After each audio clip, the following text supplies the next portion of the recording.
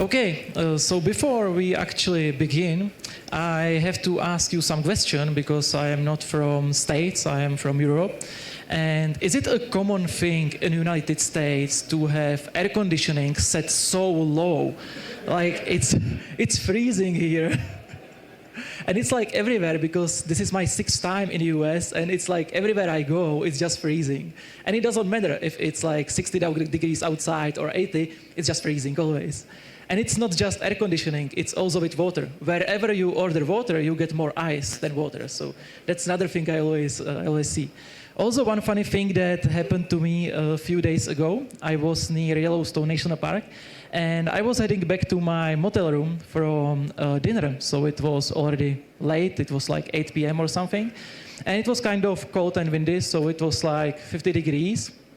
And it was kind of shocking for me to see that almost every business was already closed down, of course, because it was getting late, but one particular type of business was not, and those were ice cream shops. Multiple ice cream shops, 8 p.m., 50 degrees, and they were thriving at that time. So it was kind of funny to see, because there I was, equipped like I'm about to climb Rockies, it was really cold, standing right next to the people enjoying their ice cream in shorts. So that was kind of interesting experience for me, because if we do something like this in Europe, we immediately get cold. So, you know, runny nose and the cough. So that's just an experience I wanted to share with you.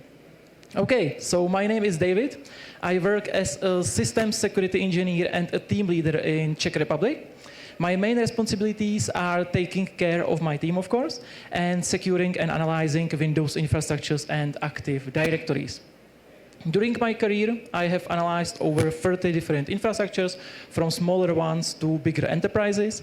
I'm really grateful for this experience because it helped me to see what is really going on in those production environments, because from my experience, it is very different to what we are talking about in cybersecurity field in general. So we are, for example, talking about XDRs, multi-factor authentication, zero access, zero trust principle, and things like that. And those bigger and older production environments are still fighting the basics usually, even like password policies and things like that. So this is an experience I'm really grateful for. I'm also a founder of Horizon Secured. My goal there with Horizon Secured is to provide resources related to securing Active Directory and Windows infrastructures to IT experts like you in form of different posts, guides, tools, and courses, for example. So let's just keep going. My talk is called A New Era of Brute Forcing in Active Directory. I know this might seem to be a little bit fishy because the combination of new and Active Directory, it has been around for quite some time, but please stick with me and I will show you what I have found out. So it all happened one late summer night when I was digging in the past, and I was basically searching for some vulnerabilities within Active Directory while I was sipping my favorite drink, which is fortunately defined by Active Directory, because in Active Directory there is a drink attribute by default which you can use. It's there by Microsoft prepared for your use. And specifically, I was searching for a flaw in a replication design of Active Directory. But before I actually reveal to you what I have found out, we need to agree on a few technical things. So first of all, what is related to this talk, really just the basics. In Active Directory, we have something called account policies. Within account policies, we have 3 items: password policy, account lockout policy, and Kerberos policy. Mostly, they are there to protect us against password-based attacks. First of all, password policy. Most of you, if you manage Active Directory or if you secure Active Directory, that's something you have probably seen. Here you can set some basic parameters for your password policy, so like age, length, and things like that. What is interesting over here is, for example, the minimum password length, which cannot be by default set to more than 14 characters. Does anybody know why? Yes? Yes, exactly. It's a reference to LM hash, so that's why it cannot be set more. But from Windows Server 2022, you can see it's item over here, like the second from the below, from the bottom. And if you enable this item, which is called relax minimum password length limits, then you can go over those 14 characters. This is not by default, so if you want to do it, you have to do it extra. How to configure password policies so you have like password policy that is reasonable and is backed up by some, let's say, standard or framework? Well, you can use, for example, password policy guide from CIS, so Center for Internet and Security, and their password policy guide, for example, says that you should be using at least 14 characters long password. So that's one thing that you can do. Sometimes you are even it's mandatory for you sometimes to even follow standards like this. Second option we have is, for example, NIST, National Institute of Standards and Technology, and this guide you can see, it's a newer guide than the CIS one, and it used to say 8 characters minimum, but in August this year, it was actually changed finally, so the wording is a little bit different now, and it says you should have at least 15 characters if you are using it single factor. This was not the case before. Before the August this year, it was basically the wording was different, so you might have 8 characters long password even as a single factor. So this is a great change. And basically, all of those guides, they are kind of moving away from passwords, of course. They want us to use multi-factor authentication, passkeys, passphrases, and whatever is modern nowadays. And it's not like we don't have any options in Windows infrastructures. We can use, for example, Windows Hello for Business, which is nowadays, thanks to the hybrid environment, it's kind of simple to implement, because if you are also connected with cloud, then you can just use something called Cloud Trust, and you have this implemented very quick.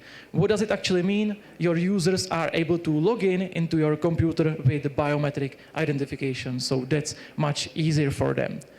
Of course, you cannot use this everywhere, because if you are using this Cloud Trust, then you cannot, for example, enter those credentials into RDP.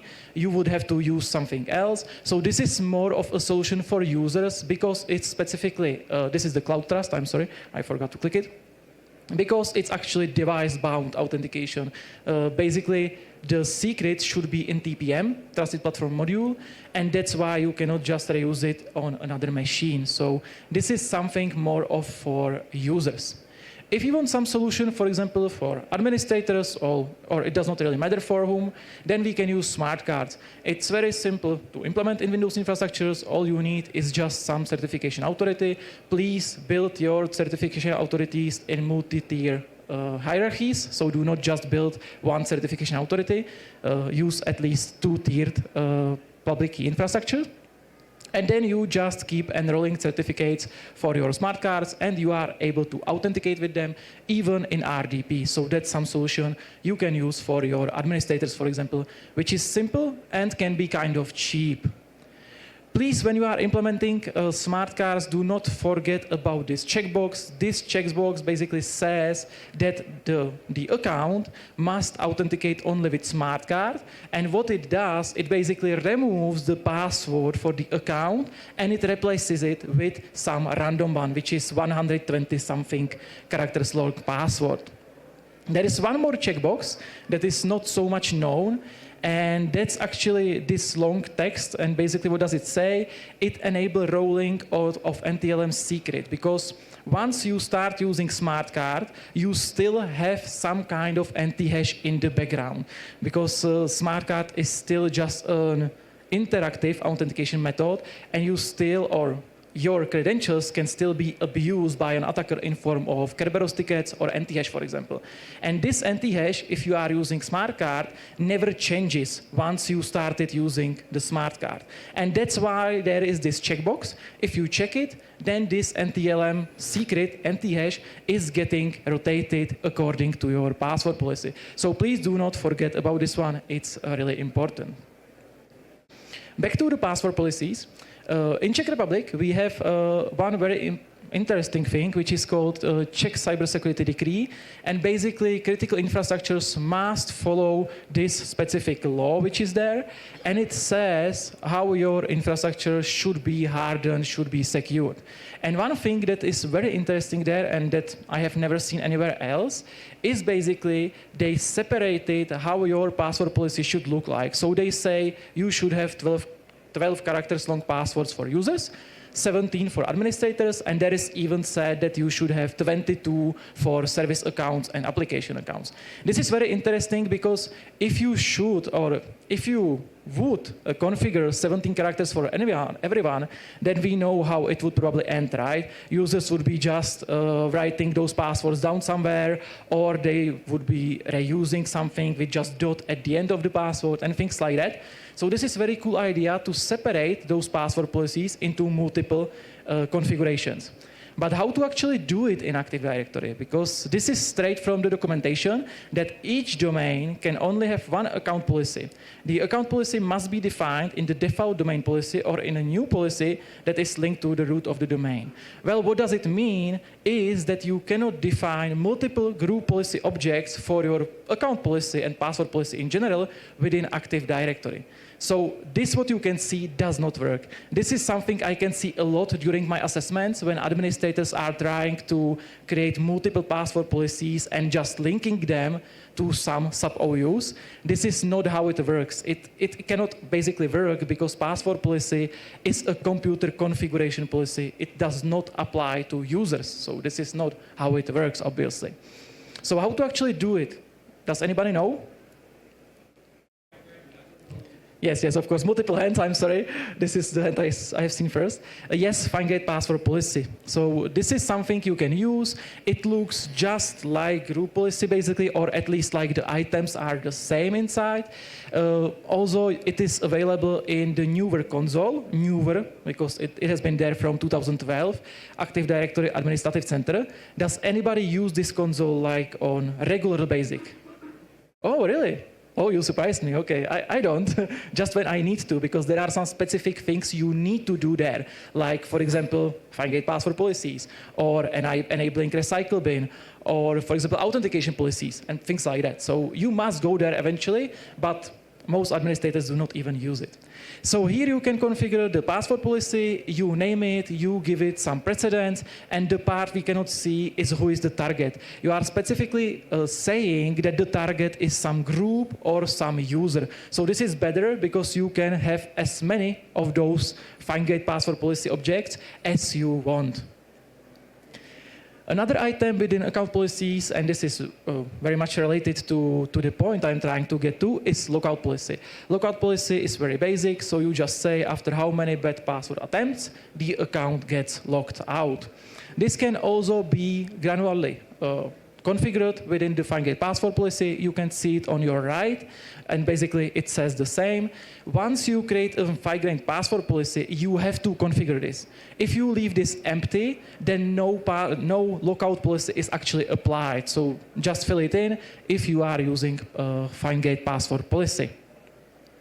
And the last item there that is not really related to this talk, but it's there, it's Kerberos policy. With Kerberos policy, you are basically saying how Kerberos behaves, ticket expirations, and for example, what is interesting is that a skew that is basically tolerable for Kerberos. This is very important because if you have ever managed Windows operating systems, then when there are some weird issues with authentication and with behavior, it's usually because there is a skew difference in time between domain controller and your client. So this is where you can, for example, configure it. Within Kerberos policy, you can also set some things granularly, well, one thing, and you can set separately an expiration time for your tickets as a part of authentication policy. Authentication policies are really not a topic that I would like to discuss here, but basically what you can say that tier 0 accounts can request Kerberos tickets only on tier 0 assets. That's an example. But in order to do that, you should already have tiering model, which most environments do not have anyway. So this is some kind of like level up feature you can use. To replicate all that information about policies and passwords, you need to replicate it across your domain controllers. So there is something called intra-site replication. Intra-site replication, that's something you do not really need to configure. It works by default. There is something called change notification system. What does it mean? Well, if you do some change on a domain controller, it notifies all those other domain controllers within the same site in 15 seconds. Then we have inter-site replication. This is something you can configure. This is the graphic user interface where you basically say between sites. So let's say we have site in Vienna and in Prague. And you basically say how often do they replicate. This value can be from 15 minutes to 10,080 minutes. And this is important because you cannot get lower than 15 minutes within this graphical user interface. It can eventually be set to change notification system, but you have to do it through ADSC edit, and it's also a solution for a problem that I will show you in just a few minutes. And the last type is urgent replication, which is really just a theory because it's something that works in the background. We don't really need to care about it. And basically, it skips those 15 seconds, and it immediately replicates some specific actions. You can see lockouts, account policies changes, etc., etc. The full list is in Microsoft's documentation. There is quite a lot of attributes in Active Directory, and as you already know, there is also a drink attribute, which is kind of a bizarre, but it is there. And basically all of them replicate as I just show you according to the schedule, so either to the inter-site or intra-site, whatever, but it replicates. But there are some specific attributes that do not replicate. And one of them is, for example, bad password count attribute, which does not replicate, and every domain controller has its own counter for this value. So that sounds a little bit weird, right? So does it mean that every domain controller has its own counter for bad password attempts? Well, it does not, of course. That would be kind of stupid to multiply our lockout policy with the number of domain controllers. So there is something called primary domain controller, which is one of the important roles in Active Directory. And this PDC is responsible for some things. So for example, according to the bad password attempts, everybody is basically snitching to this guy. So every other domain controller, if there is a bad password attempts, it snitches to primary domain controller. It does more than this. It's also, for example, the lockouts are done from primary domain controller, usually, not always, but they usually are. And for example, also time is managed from primary domain controller. PDC is the only domain controller that should have set some external NTP server. So let's just take a look at how it actually works before I show you the brute forcing thing. So let's say we have 3 domain controllers. One of them is PDC. If we try to do few bad password attempts, in this case, for domain controller 1, the number there increases to value number 2, but it is not sure about the password, so it forwards the request to primary domain controller. PDC decides that it is indeed a bad password attempt, and it increases the value to number 2 also. The same happens with the domain controller number 2. When we do 3 bad password logon attempts, value increases, it is forwarded, and primary domain controller is on number 5, which means the account gets locked out with urgent replication, as I showed you before. So this is how it should be working in theory, basically, and this is how it also works, as I will show you in just a second. When I got the first suspicion, or why I even was looking for something like this, is the part from documentation which says urgent Active Directory replication is always triggered by certain events on all domain controllers within the same site. The important word here is the same site. So basically, I got an idea. What if I intentionally lock out the account in the site with primary domain controller, and then I try to brute force that account in another site? So basically, there should be some mechanism which would inform those domain controllers, right? But as you will see, there is actually not. So in our demo, or the video that I will show you, we will have this scenario. We have 2 sites, DC Prague and DC Vienna. In DC Prague, we have ADDC1, which is primary domain controller. In DC Vienna, we have ADDC5, which is just normal domain controller. You can see there is some lockout policy. I left it in the default. It does not matter if it's 15 minutes or 180 minutes. Let's just keep it in default for now, but it's not really important. And many infrastructures actually leave this to the default, which is really a problem, as you will see. And what we will have tier 0 Dave account, and we will try to intentionally lock out the account in the site Prague, which you can see. And we want to see what's going to happen in another site, like will we be able to do anything with it? So let's take a look at it. So as you can see, there are two sites, as I promised, so DC Prague, DC Vienna. And you can see there are those domain controllers. We can also see that there is this configuration, inter-site configuration, that is set to 180 minutes. If I try to set it lower than 15 minutes, it does not work. So you cannot get lower than 15 minutes. So we will just leave it in the default. And I will show you how it looks like in Active Directory domain computers, users and computers console. We can see this account tier 0 Dave. We can see it's some kind of privileged account. We can see in attribute editor that the account is not locked out and there is no bad password count. So it's ready to be used basically. Now we would need to know where is our primary domain controller, so you can do it easily with this commandlet, and we would need to know what is the lockout policy in order to lock out the account, so we know. This is something that is Active Directory is very public about those kind of information, so any authenticated user can basically LDAP query almost anything. I will demonstrate it in form of two windows. So one window on the right side, it's our Windows Server Core, which is our primary domain controller. And on the left side, we have another domain controller, which is graphical user interface. So that's another side. So let's just try to do few bad password attempts. And let's just confirm what is happening in the background. So we will take a look into Active Directory and check what actually happened in that Prague site, so within our PDC. We can see everything works as expected. There are some bad password attempts.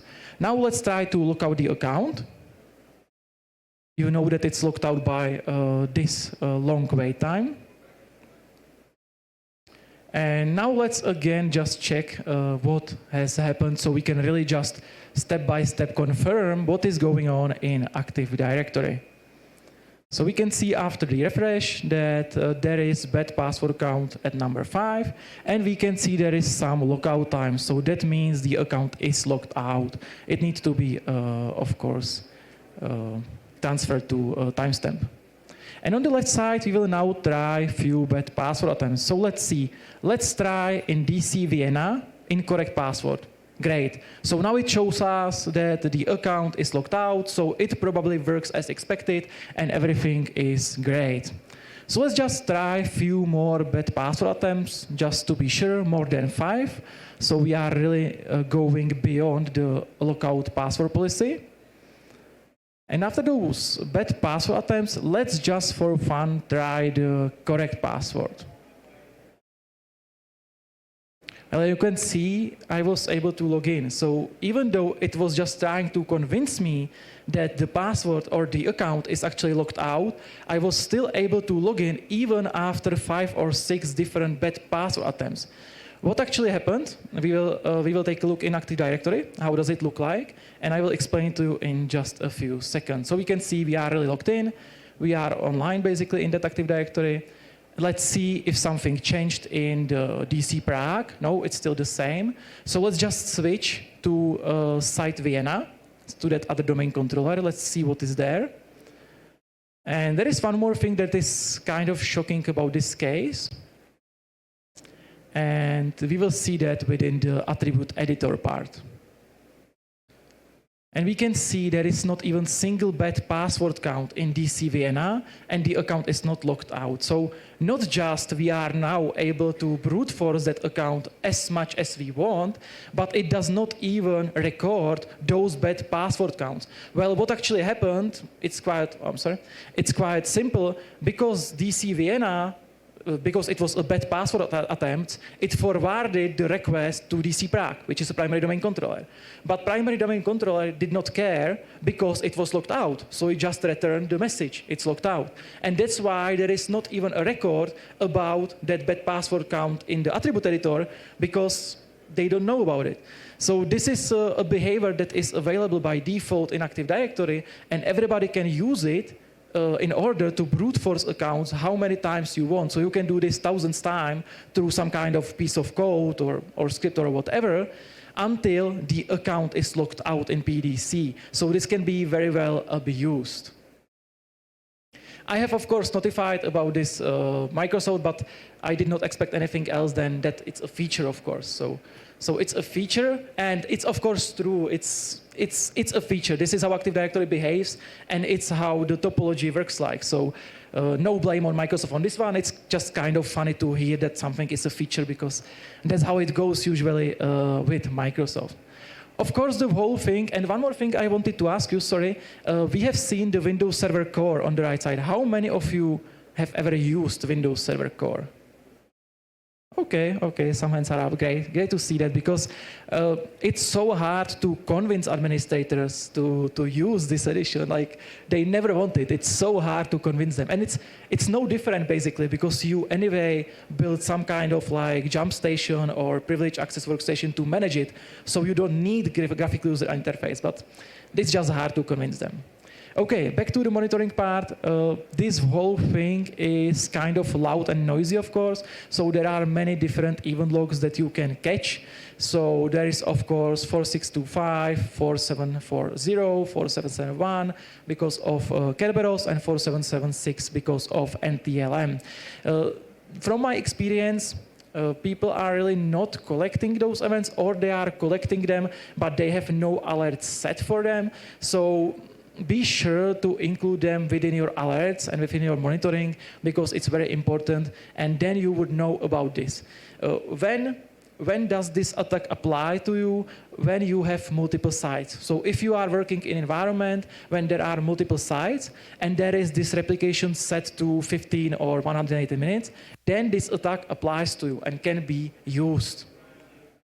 There is a solution, of course. So the solution is simple. You need to change inter-site replication to change notification system. So that's the thing that you are using intra-site replication when you are using that. So how to do that? Well, it's simple. In ADSC edit, you just find this attribute on your IP site link, and you set it to value number 1, which says use change notification system. This is something that is recommended even by Microsoft, but it was never promoted right. So it's mentioned there. It's in, I believe, some TechNet article from somebody famous, of course, but it's not like part of some good promotion or documentation, so you know that you should set something like that. One thing that you should think about is, of course, consider your uplink, because if you are replicating Active Directory across the whole world, yes, then it might be a problem, but if it's just across like few countries, then I think you are just fine. So what are some key takeaways from this talk? So first of all, digging into the past is useful. So let's not admit that at home. Store your favorite drink attribute in Active Directory, so your boss gets your gift right for Christmas, because that's something, this is mentioned, this is from the documentation of Microsoft. And you can bypass account lockout policy and brute force accounts. So configure your change notification system also for your inter-site replication. One last key takeaway, I know that clouds are, of course, much cooler than on-premise and Active Directory because it's old, but they are not going anywhere soon. So please secure them and follow best practices, because from my assessment, Active Directory is usually the mess, and it's usually the first place that gets compromised. And if Active Directory gets compromised, then everything gets compromised. So just think about it and do not just rely on your cloud solutions. If you are interested in topics like securing Active Directory and Windows infrastructures, you can follow me on LinkedIn via the QR code. I'm quite active there. I'm posting some interesting posts about some cybersecurity tips. And if you want to check out my other resources, then there is a website where I provide some link for like courses and tools and guides. So that's basically about that. Thank you for your attention. Any questions? Okay, if you will have any questions, I will be around till tomorrow, so you can just catch me somewhere and we can have a coffee or just a chat. Thank you.